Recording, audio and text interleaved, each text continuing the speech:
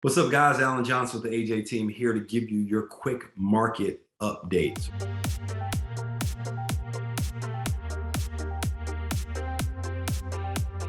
So really quick market update. Let's go through a couple of things here. I'm going to share my screen so we can get in and out of this really quickly. So numbers that matter to me. The first numbers that matter to me are the days on market. The reason why I like the days on market is because it's a more real-time trend for what's happening and trending in the market. So we've got a couple of clients who are starting to feel the effects of the days on market increasing, right?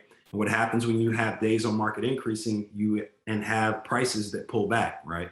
So remember, we're not in a crash. I've been saying this for the past 8 months, but it is a pullback, and it's actually not a bad thing. So just to let you know how this thing's pulled back a little bit, days on the market. So DOM for a single family home, that's realtor speak in Arlington. So if you own a single family detached home in Arlington, the average days on market is 70 days.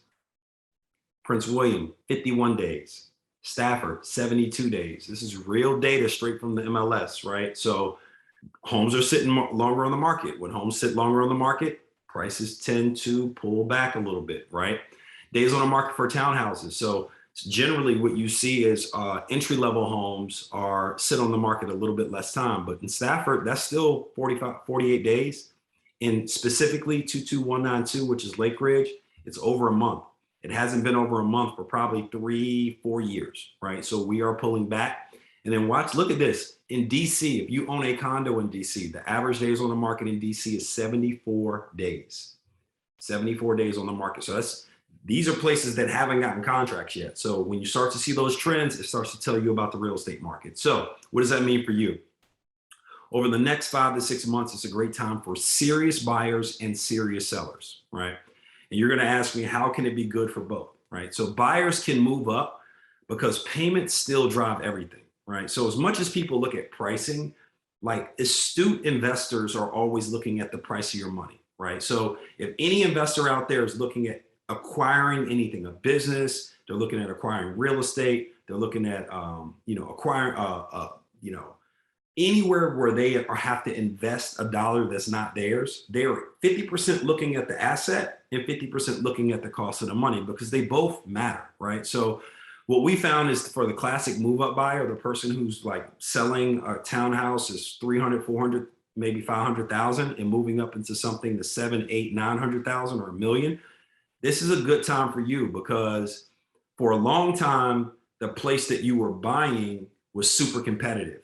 It's less competitive now, because you see on these days on the market. So it allows you to be able to buy without a contingency in some cases, but without the urgency in some cases as well. And it's not in all markets, but it has changed in a lot of markets, right? So that's worth having a conversation with that classic move-up buyer who has great equity in their townhouse. They've been waiting to move. Now is the time to move. The market was crazy before. Now they want to step back in. This market is actually for you. All right. And how can it be good for sellers? Right. So sellers, and take what I'm telling you, like, you got to understand the whole, like, I'm telling you the truth. Right. So you're going to give back some appreciation, but no one's feeling sorry for you. Right. Because I got to remind you, and I own real estate as well. We've had an appreciation in the DMV of between 7 and 12% over the last 18 months. You're not giving appreciation back from 2019, right? You're not giving appreciation back from 2018, 17, 16. You had a lot of appreciation there, right?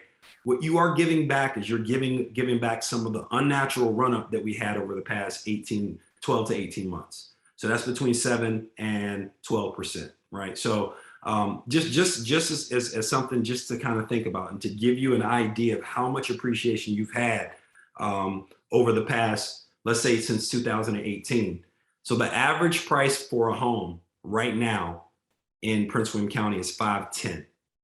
If you looked at the average home in 2018, it was 390.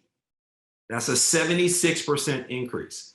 So when we say that we're not really, like, people aren't feeling sorry for sellers, it's because you had so much appreciation. All you're doing is giving back some of that some of that foam that probably wouldn't have been there without COVID anyway, right? So if you have any questions about real estate, let us know. I just think that you have to have experience, or at least an intelligent conversation, in this market, because there are some opportunities, but there are some things that we're seeing that some agents haven't been through, right? I'm having conversations with clients about homes sitting on the market, decreasing prices, especially the sellers. And I've been there. I've seen that market before, right? There are a lot of agents who they've only been in the market when the market's been appreciating, right? And you have to have someone who can navigate you through a great market. That's easy, but a challenging market, that's a little different. A little different. So if you have any questions, Alan Johnson with the AJ team, you have the dream, we have the address. We'll see you soon. Bye.